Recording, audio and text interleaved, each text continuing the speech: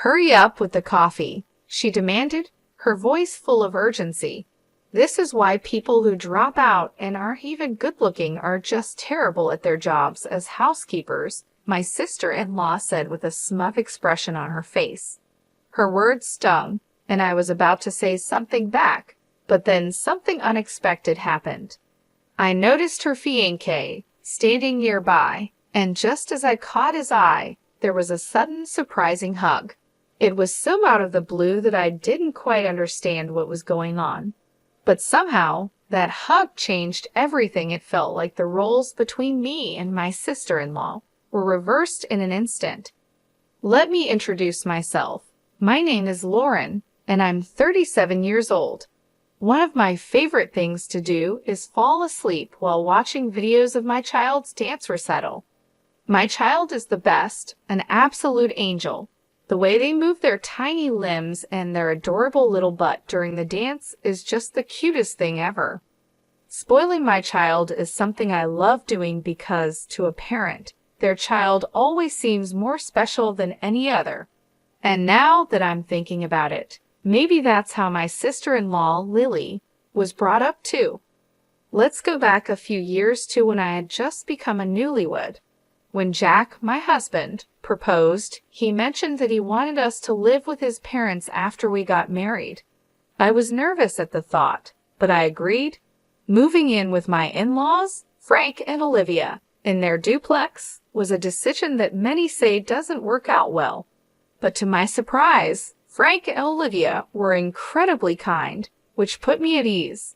Feeling reassured, I was happy to go ahead with the wedding plans. But things didn't stay smooth for long.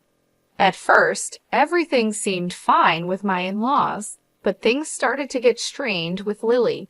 It began when I visited Jack's family home to discuss wedding details and registration.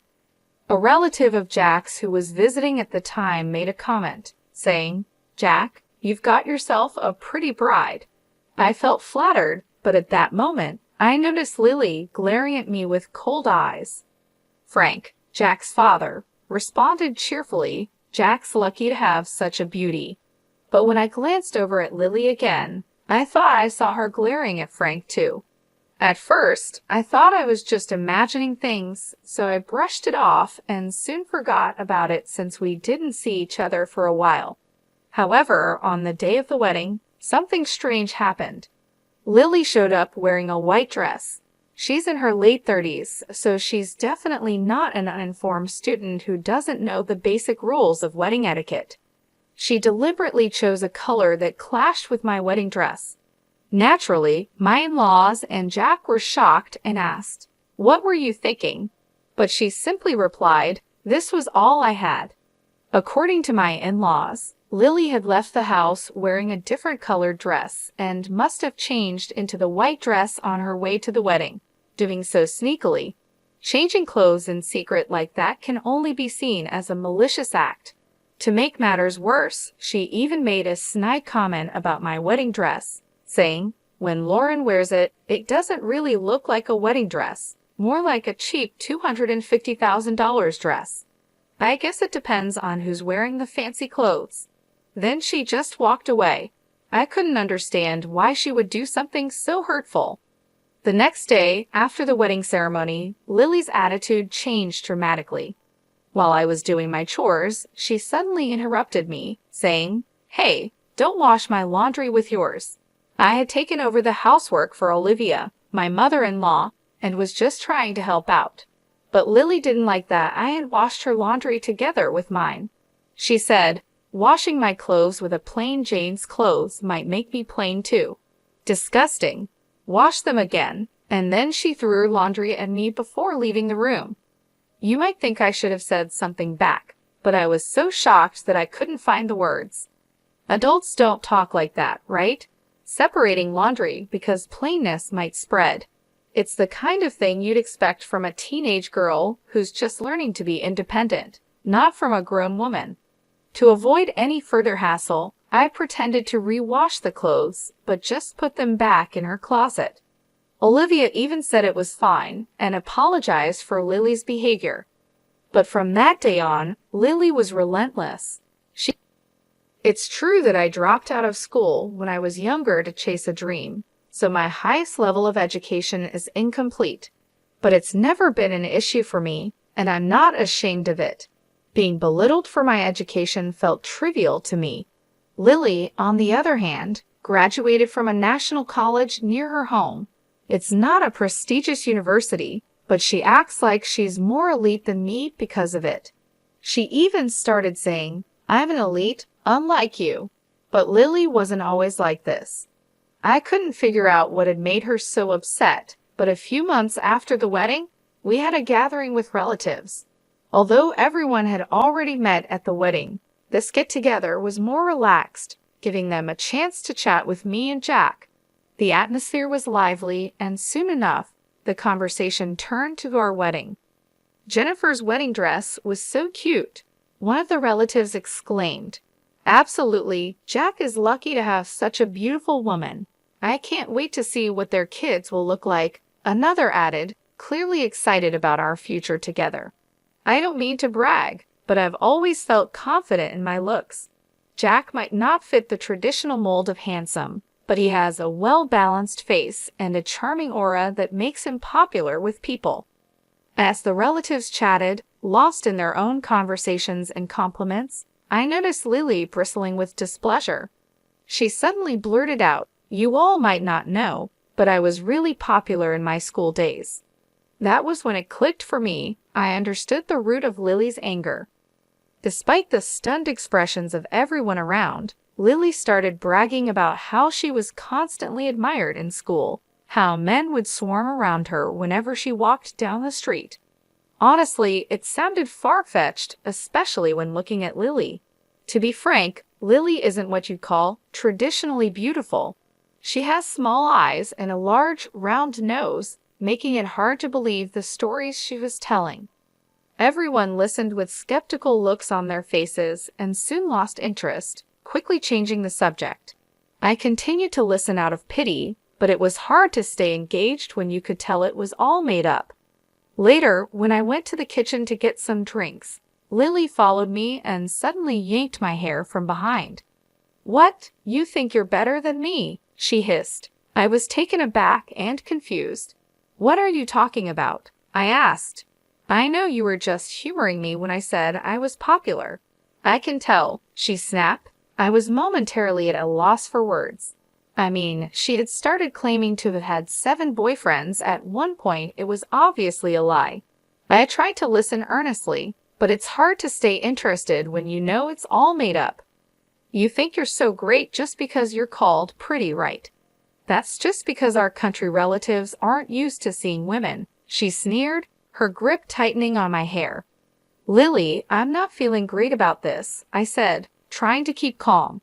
But she wasn't done. "Shut up," she shouted, yanking my hair even harder. "In this house, no. In this neighborhood, I'm the cutest. I've been told I'm cute since I was a child. Don't get cocky just because you wear makeup." Lily, who couldn't become prettier even with makeup, continued to accuse me. Okay, you're the cutest, Lily," I said, trying to pacify her. "See, you're just saying that," she snapped back. "Dropouts like you with your fake concern are so obvious." She pushed me, releasing my hair, and I fell hard to the floor. Satisfied, she spat in my face and said, "Don't get carried away just because you're called cute."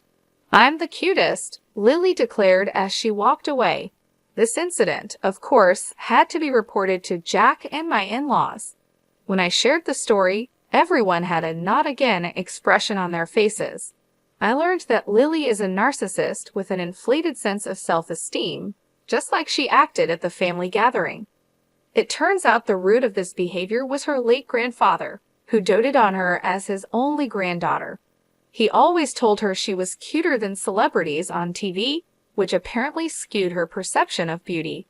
Because of this, she seems to believe she's the epitome of cuteness. This caused her trouble with classmates when she was younger, leading to conflicts. Everyone apologized to me for the inconvenience, but said there was nothing they could do. It seems Lily won't listen to anyone, according to Jack and the in-laws. I understood, but it was frustrating to hear that nothing could be done, especially when Lily's behavior wasn't just verbally abusive but also physically harmful. I thought to myself, they should do something about it. I even started considering divorce so soon after getting married. But then, within just 2 weeks, Lily brought home a man, introducing him as her fiancé. We were all surprised, as none of us had even heard that she was dating anyone. Her fiancé, Eric, was a serious-looking man with glasses, who seemed timid and kept his head down. Lily, on the other hand, was acting tough and domineering. There was no sign of affection or intimacy between them, making me wonder if he was really okay with marrying Lily. While I was preparing coffee in the kitchen, lost in thought about the situation, Lily started berating me again. "Hey, housekeeper, hurry up with the coffee. This is what happens when dropouts who are unattractive try to do a simple task. Don't keep my fiancé waiting. If this engagement gets called off, it's your fault," she snapped. Jack and the in-laws tried to calm her down, telling her that enough was enough, but she wouldn't listen. Just as I was about to respond, Eric looked up at me. His gaze was so intense that it caught me off guard. I was speechless and asked, "What? Why are you looking at me like that?" Then suddenly he exclaimed, "Sandra," and hugged me tightly. Lily, taken aback, let out a confused "huh." Everyone in the room was shocked. Eric continued, "You've been doing well. I was worried about you after you retired. There's no information about you online." I was flustered and mumbled, sorry." Eric quickly let go, realizing my discomfort. Lily, still confused, asked, "What's going on? Are you a fan for my marriage?" Eric, now more confident, proudly responded, "Yes, I'm a fan of Sandra." He seemed so different from the timid person we had seen earlier. Olivia, puzzled, asked, "Sandra, who's that?" Jack then explained, "It's the idol group Lauren used to be part of, right?" I nodded silently, unsure of how to respond. Amy Maria, later known as Amy and Maria, was the musical group I was part of during my teenage years. I moved to the city at 17 and performed under the stage name Mime Pew until I was 20. While Amy Maria wasn't world famous, we had our share of popularity. Unfortunately, the group disbanded because of some members' misconduct, and I left the music industry when I was 21. I had been a lead member and the group's leader, and it was because of this that I dropped out of school. I chose to follow my dream, working part-time jobs to support myself, and I've never regretted that decision. Back when I was a teenager and later decided to marry Jack, I was working at an apparel shop. I had never mentioned my past as a musician to my in-laws or to Lily. The topic just never came up, and I felt it wasn't relevant to my current life. "Wow, you were a musician. That's amazing. Why didn't you tell us?" Olivia exclaimed, thrilled to learn something new about me. "I had some fame, but it wasn't enough to appear on TV," I explained, feeling a bit embarrassed about it. I didn't really think it was worth mentioning. Now, being reminded of that part of my life in front of everyone, I felt a mix of emotions: pride, nostalgia, and a bit of embarrassment. Eric, still glaring at Lily, said, "Lily, you just said some harsh words to Sandra, didn't you?" Lily stumbled over her words, clearly taken aback by the sudden attention. "Oh, well, she muttered, not sure how to respond. Eric didn't let up. "How could you say such things to Sandra? What right do you have to act all high and mighty?" he snapped. "You ugly girl." Suddenly, Eric's anger flared, and he lunged at Lily, leaving everyone in the room stunned. "What? These two are engaged," someone whispered in disbelief. I quickly intervened, trying to calm the situation down. "Eric, calm down. I'm not bothered by it. Don't be so harsh on her," I said, turning to him, but Eric wasn't ready to let it go. "No, Sandra, you're wrong." Eric raised his voice, his frustration clear. "She only approached me because I'm a doctor. She said she would marry anyone if it meant bragging to her sister-in-law." "That's not true, Eric," I said quietly, trying to de-escalate the situation. But Eric wasn't done. "A girl who proposes just after 3 weeks of dating means nothing to me," he said, his voice heavy with disappointment. We were all dumbstruck by the unfolding drama. Apparently, Lily had planned to marry a high-status man just to boast to me. She had told people she'd caught a doctor husband because of her education. Before our wedding, Lily had scored her contacts, attending any dinner party and approaching any man with good prospects. Of course, it wasn't easy to find such a perfect match. Initially, she had casually confessed to handsome men or those in high corporate positions, but she faced nothing but failure. A few weeks later, Lily met Eric, a doctor. Not wanting to lose the chance of being with someone who earned a good income, Lily set her sights on Eric. Eric, inexperienced in love, thought to himself, "No one has ever pursued me so passionately." But a week later, he overheard Lily on the phone and realized the harsh truth: she didn't love him. She was just after the status of marrying a doctor. Despite this realization, Eric accepted her proposal, hoping that maybe, over time, Lily might grow to love him. Lily, who was willing to settle for anyone, and Eric, who just wanted to seize the opportunity, seemed oddly suitable for each other. But I kept silent, feeling that no one should marry a girl who looks down on others. Eric was beyond furious, while Lily was visibly frightened by his unexpected anger. Normally mild-mannered, Eric was enraged, which took everyone by surprise. Lily, in a weak voice, muttered, "What's so good about that dropout? That ugly girl? How dare you call Sandra ugly? You're the one who's lacking in class," Eric retorted, his anger intensifying. I decided to step in, my voice calm but firm. "Lily, you keep bringing up my dropout status. Is it really that bad?" I asked, watching as Eric's expression hardened. "Without education, of course it's bad," Lily replied, trying to sound confident, but failing. "So, the owner of your favorite restaurant, who started chef training right after high school, is bad too. And what about your favorite actor, who's also a dropout? Are they bad because they didn't complete their education?" I asked, pressing the point. "That's different, they're in special professions," Lily stammered, trying to defend her argument. "Well, I chose to drop out for a special career too as a musician. Does it only count if I'm successful?" I challenged her, my eyes locking onto hers. "I didn't even know you were a musician," Lily muttered, clearly taken aback. "Yeah, but even if you did know, you would have found another reason to insult me, wouldn't you?" I said, catching Lily off guard. She averted her eyes, unable to meet my gaze. "I don't like to brag about education," I continued, "but since you brought it up, let's talk about it. You might brag about Princeton, but your national colleges. Anyone can get in just by writing their name. And let's not forget, you graduated from the lowest performing high school in the state. Are you just proud of being able to write your name? Isn't that a bit empty?" I said with a smile, watching as Lily's face turned red with embarrassment. "Shut up," Lily snapped, but her voice lacked conviction. "Amazing, Lily. You can write your name. Are you satisfied now? You want to look down on me?" "Go ahead, Lily. You're amazing," I said, mockingly clapping for her. Eric joined in, exclaiming, "Cute. Why did I forget about Sandra for such an ugly girl? Fans are incredible, even now." Even though I didn't see myself as particularly cute, standing beside an adoring Eric, Lily's self-esteem crumbled. She looked devastated, muttering, "This is the worst.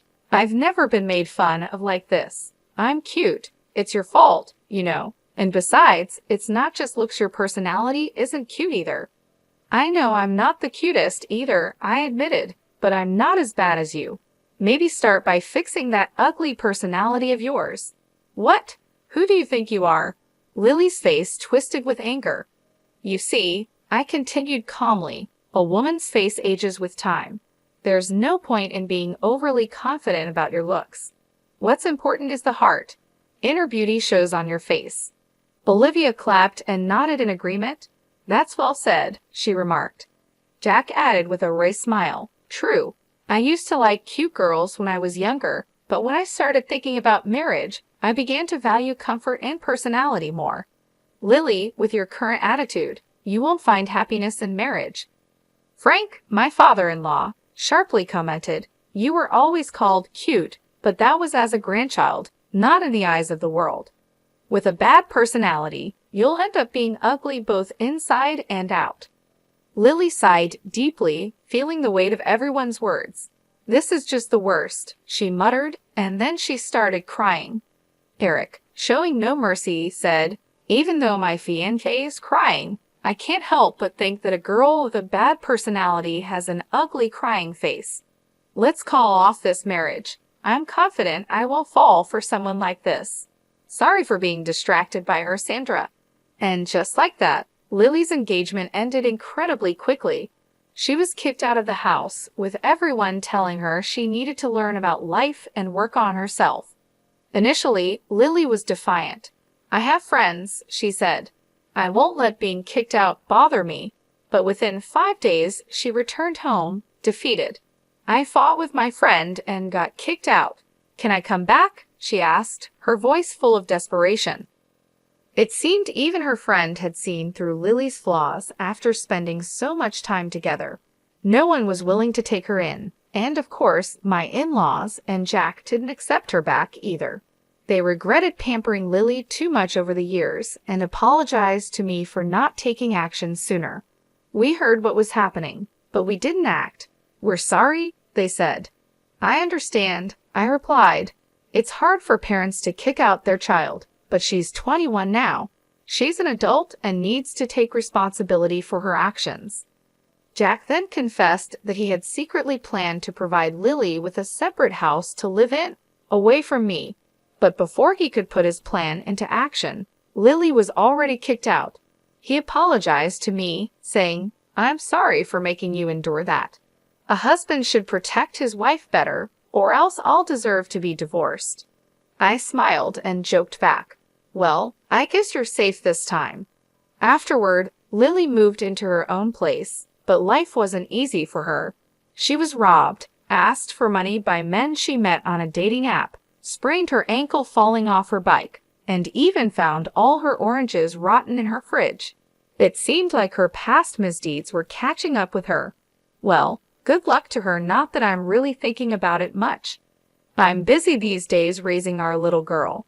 She's growing up so fast it feels like just yesterday she was crawling, and now she's started walking around on her own. Recently, she even told me with a big smile on her face, Mommy, I have a boyfriend. It's a boy from her kindergarten class. They started dating after playing house together and even made a little promise to get married one day. It's so cute and innocent. When Jack heard about it, he jokingly cried while sipping his drink, saying, Don't leave Dad and get married. Of course, we both know that their relationship is just like playing house, a part of childhood fun. But it's also a reminder of how quickly kids grow up. Someday, our little girl will find someone she truly wants to marry, and when that time comes, we'll be ready to support her. Until then, Jack and I are focused on raising her to be the best person she can be. She's our pride and joy, and we want to help her become an even more wonderful young lady as she grows. But right now, the road to becoming a lady is still long, filled with learning moments and playful adventures. Speaking of which, she just made a big mess in the living room, so it's time for a little lecture and a cleanup. Every day brings new challenges and joys, and I'm excited to see the person she'll become.